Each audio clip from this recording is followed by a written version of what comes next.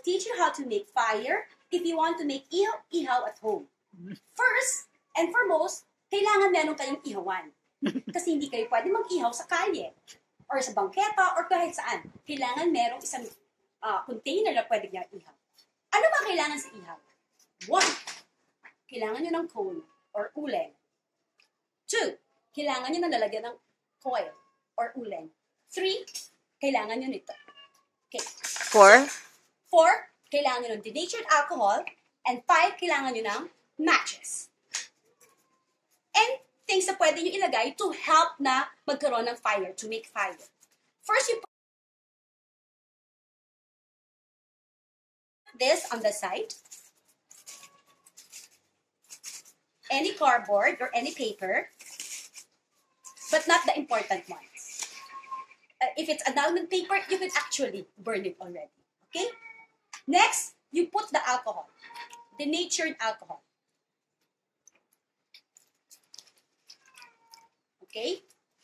And then, you get the match. Malakas siya, marami yan. And then you put it there. See? It's so easy. Now, you slowly put this one. Don't be afraid. This is very easy.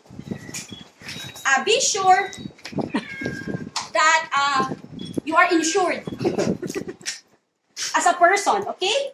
And before you try this, you talk to all your loved ones, okay? You tell them how much you love them and you care for them.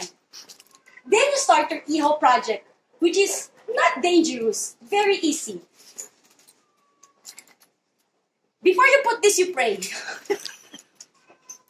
Now that you have confidence, you can already put it. There.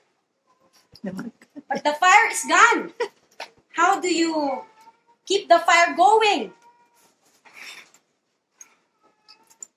Wait. We will put more paper.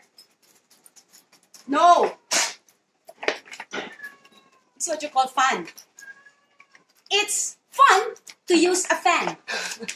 Okay? There. Then, you get your food. No, you have to wait. Sorry. Patayin ano. Next, you have to wait till there is fire. No, not fire. Yung sakto lang, yung pwede ka mag-ihaw ba? Yung tawag doon. When it's cookable.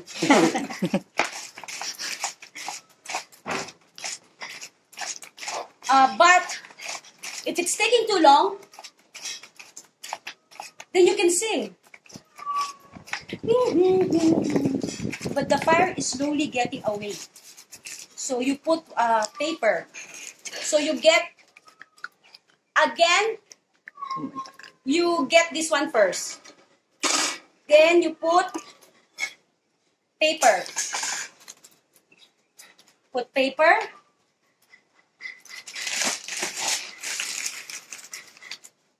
Paper.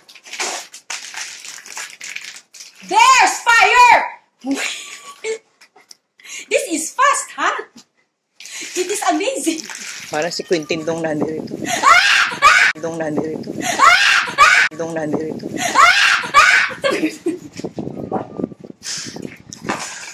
You get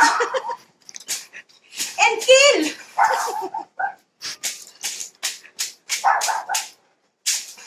Dear friends, if you want to eat ihaw, I suggest you just go to the restaurant.